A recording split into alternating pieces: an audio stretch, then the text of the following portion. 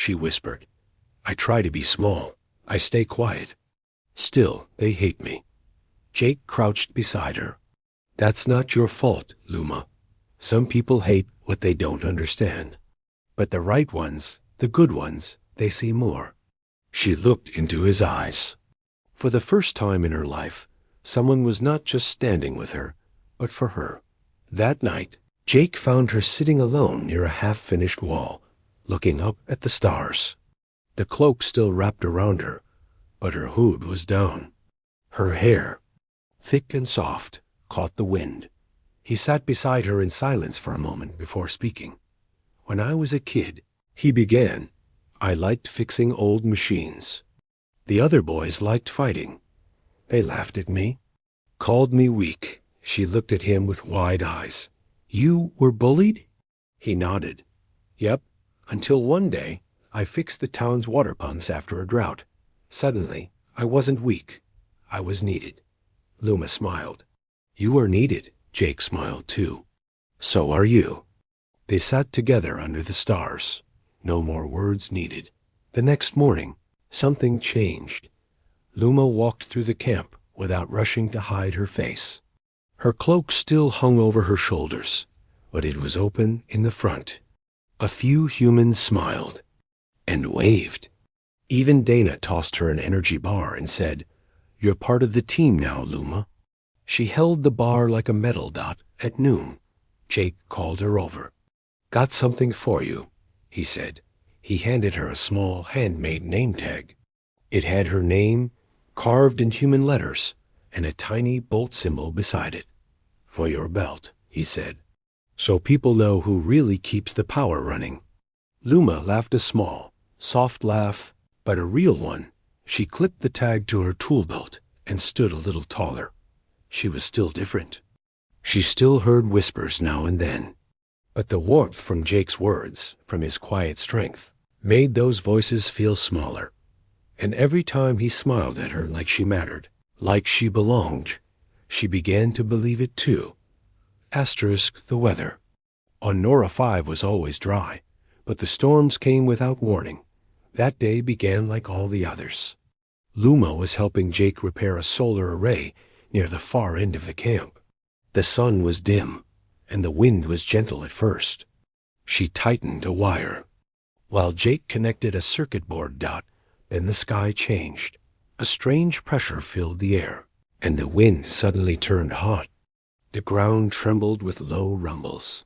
Dust blew across the sky, forming dark waves. A voice screamed through the camp loudspeaker. Storm alert, emergency shelter now. People dropped their tools and ran. The storm wasn't rain, it was a sand cyclone. On Nora 5, that meant sharp winds, choking dust, and tearing metal. Luma looked around, confused and afraid. The tents in the distance were already being ripped apart. A large gust hit her side, nearly knocking her over. Jake grabbed her arm and shouted, This way. Run! They ran through the growing storm. Visibility dropped to nothing. Dust stung Luma's eyes. Her cloak wrapped around her legs. She stumbled. Jake caught her before she fell. We can't reach the main shelter in time, he yelled, coughing. This way. He led her toward a half-built storage unit, metal walls. No roof, but stronger than tents. They pushed inside just before the wind roared past like a scream. Inside, it was dark and shaking. Sand poured through the gaps. Jake pulled a spare tarp over the open top and braced it with broken pipes.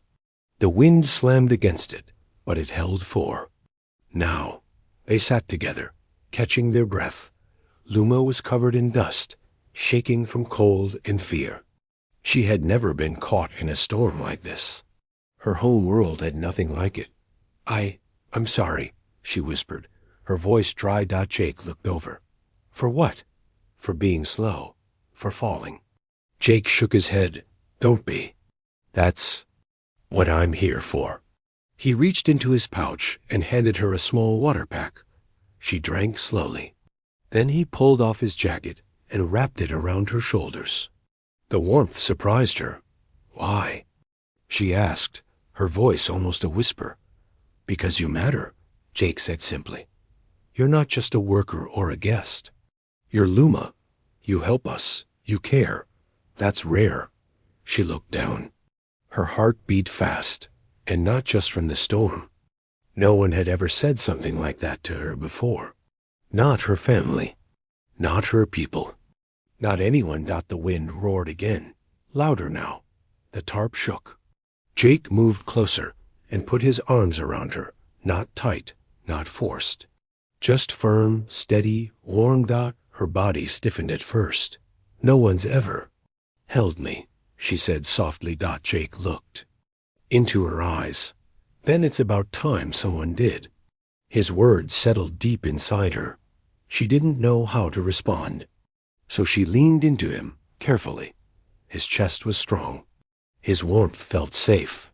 Her fingers gripped his sleeve. Outside, the storm raged, but inside that small shelter, something stronger began to grow. Hours passed before the wind finally died down. When they stepped outside, the camp was a mess. Tents flattened, crates scattered. People coughed and cleaned their eyes, but no one was hurt. And the main system still worked. Jake and Luma helped others stand, gave out water, and repaired torn wires. She didn't hide her face. Her hood stayed down. Later that night, around a new fire, someone handed Luma a bowl of stew. Jake sat beside her again. Same calm smile. Still think you don't belong? He asked. Luma looked at the stars. No, she said. I think I've been waiting to be found. Jake didn't say anything this time. He just reached out and gently held her hand. And this time, she didn't pull away. The storm changed more than the sky. After that night in the shelter, Luma walked differently.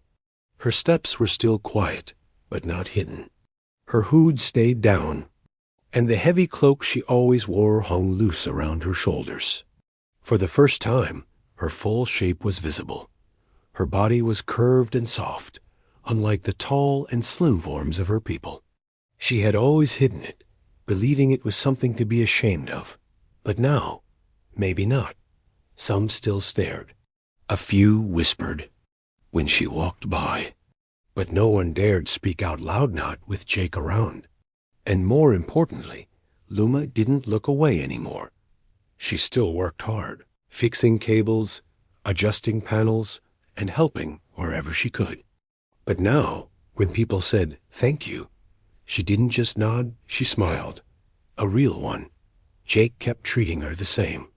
No awkward stares, no false compliments, just steady kindness. He joked with her more now, brought her odd human snacks, helped her learn more words from his language. Luma started understanding more each day. One afternoon, Jake handed her a small metal box. "What's this?" she asked, tilting her head. He grinned. "Toolkit, for you. Built it myself." Inside were small tools perfect for her hand-soft grips, lightweight frames, and a red ribbon tied to one of the handles. "For me?" she asked, voice trembling. "Of course. Who else fixes half the camp?" Jake smiled. "Besides, I thought it was time your tools matched your skills." Luma laughed. It was short, but full of joy. From then on, she carried the kit proudly on her belt. People noticed. Even some aliens who once ignored her now asked for her help. But not everyone was ready to accept her. At dinner one evening, while sitting near the supply tent, Luma heard a group of 3 aliens talking. "I still don't understand," one said. "Why does that human hang around her?" "She looks like she's made of clay," said another.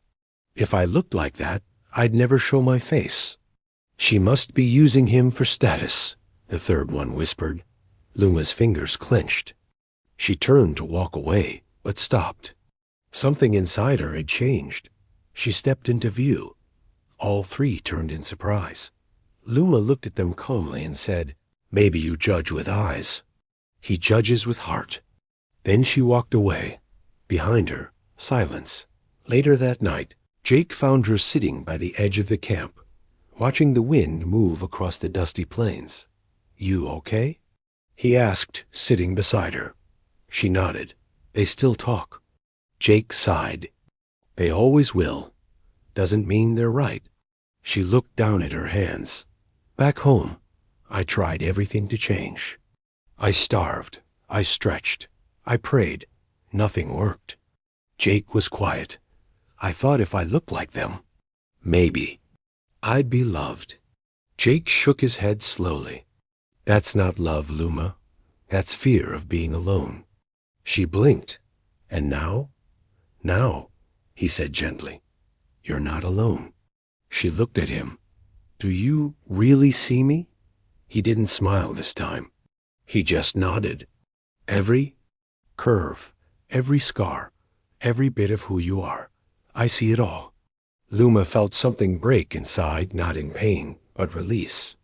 The years of hiding, the shame, the loneliness, they didn't vanish, but they cracked. Light was getting in Dot, and for the first time, she didn't want to run from it. She reached for his hand. Jake didn't hesitate. He took it in his, firm and warm, holding her like nothing about her needed to change. Asterisk, the next morning, a team photo was announced. All workers from every species lined up in front of the newly finished dome.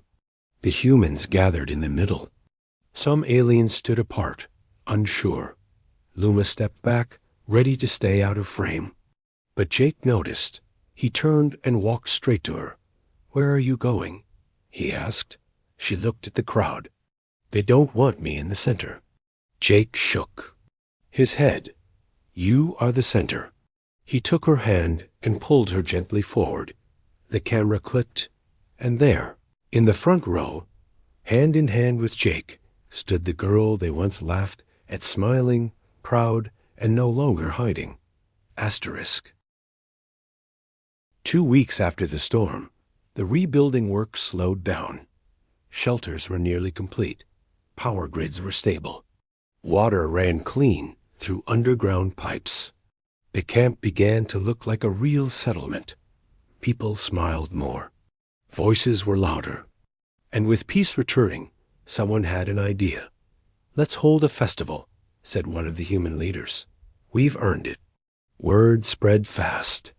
A small team organized music, food, and a light show using leftover tech pieces. Different species brought dishes from their worlds.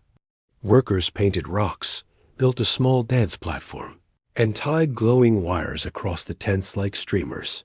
Everyone was invited, even Luma. She sat outside her tent that afternoon, Stari at a folded piece of cloth in her lap. Dana, the human woman with red gloves, had given it to her earlier. "I made this for you," Dana had said with a grin. "I think it'll fit perfectly." It was a deep red dress, soft and simple, but shaped gently around the waist. No long cloak to hide behind. No hood to pull over her head. Luma had never worn anything like it. She stared at it for a long time. Her hands trembled. She almost put it away, but then she remembered Jake's voice. "You're not alone." So that night, just before sunset, she slipped it on. It fit. And when she stepped out into the open, the whole camp seemed to pause. She walked slowly, unsure. Her steps were small, but steady. Her arms were bare. Her shape was no longer hidden. And she didn't flinch when others looked her way. Jake was near the fire pit, setting up plates. He turned when he heard the soft crunch of her steps on the sand. He froze. The cup in his hand nearly slipped. "You," he started. Then he blinked. "You look," Luma lowered her eyes. "Different?" Jake smiled. "No, stunning."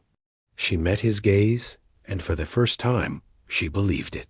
The festival began with music, alien flutes, human drums, soft humming from the stone-throated growlins. Food passed from hand to hand. Lights blinked above, casting soft colors across the crowd. Luma stood near Jake most of the night. She laughed quietly when he tried to dance with strange human moves. He shrugged and said, "I warned you I had no rhythm." Then a slow melody started. Others began pairing up. Jake looked at her, offering a hand again. "May I?" Luma hesitated, then took it. They moved gently, swaying more than dancing. Her hands rested on his shoulders. His were careful around her waist. Their eyes didn't leave each other. "I never thought I'd be here," she whispered. "Wearing this, standing like this." Jake leaned in, his voice low. "I'm glad you are." After the dance, they walked together beyond the lights, toward the edge of the dunes. The stars above Nora 5 blinked like scattered ice. Jake stopped and turned to her. "I've been thinking," he said. "The mission here is ending soon. Ships will leave. New teams will go elsewhere. Some will return to their homeworlds." Luma nodded slowly. "Yes, you could go home, or join another project. Or stay with me." She looked up, surprised. He took a slow breath. "You don't owe me anything, but if you stay, we could find a place. Together, fix things, build something new." Luma didn't answer right away. She sat down on a rock and looked out at the dark horizon. "Back home, I was told I had no value, that no one would ever choose me, that I was broken." Jake crouched beside her. "They were wrong." "I know," she whispered. Then she turned to him. "I don't want to go back." Jake smiled softly. "Then don't." She reached for his hand. He didn't move. They stayed like that, hand in hand, while a soft wind carried music across the plains. The firelight behind them flickered, but it was nothing compared to the warmth growing between them. Asterisk. The last supply ship landed 3 days after the festival. The crew brought crates, new batteries, and final documents. They also brought a message for Luma from her home planet. A sharp official tone came from the device. "Return for reassignment. Unapproved travel. Physical retraining required." Luma stood still, the message repeating twice before it stopped. Jake stood nearby, his hands clenched. "They didn't even ask how you're doing." "No," she said softly. "They never have." The Velari ship would leave in 2 days. It was small but fast, built to bring misplaced citizens back quickly. They had no idea what Luma had been doing here. They didn't care that. She had fixed over 24 systems, trained 5 new workers, and helped build shelters for 50 families. All they saw was her body. All they wanted was control. That night, Luma walked alone through the camp. She passed the now finished buildings, the solar arrays that hummed cleanly, the lights that stayed on all night thanks to the wiring she had laid herself. Her heart ached. Part of her still feared what others thought. That voice inside telling her she didn't belong had lived in her for so long. It still whispered when she was tired or alone. But now there was another voice too, a stronger one. Jake's voice, his kindness, his patience. The way he held her without shame, without fear, like she was someone worth keeping. The next morning, the Velari ship landed on the edge of the camp. Cold and gray, it hissed as its doors opened. A tall official stepped down. His eyes scanned the crowd with disgust. Luma stood near the center, cloak folded under her arm, red dress plain but proud. Jake stood beside her silent. "You will return now," the Velari man said sharply. "You require correction." Luma didn't speak. The official turned to Jake. "Human, your involvement is unnecessary.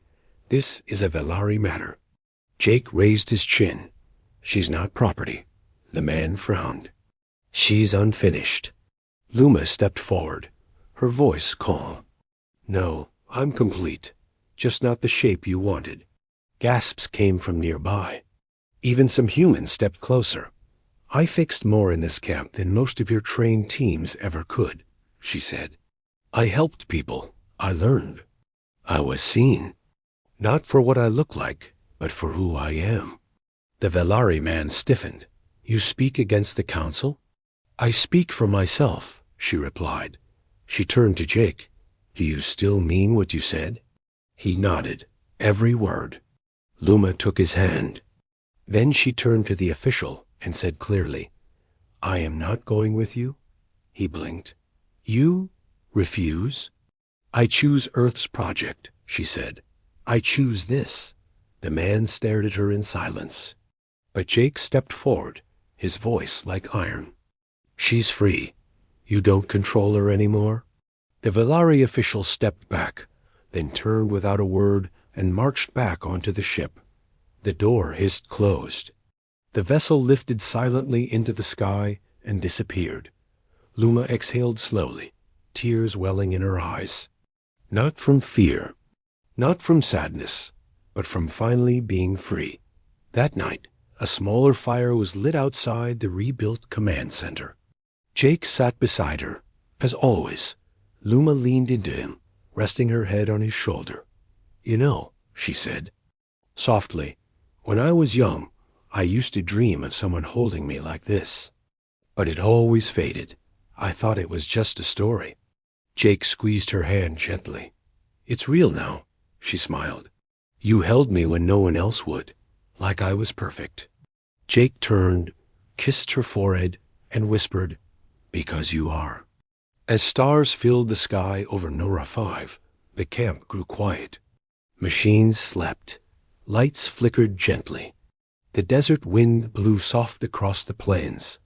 And in that quiet, a girl once mocked for her shape was held in strong arms, not to change her, not to fix her, but simply to love her. Just as she was, asterisk.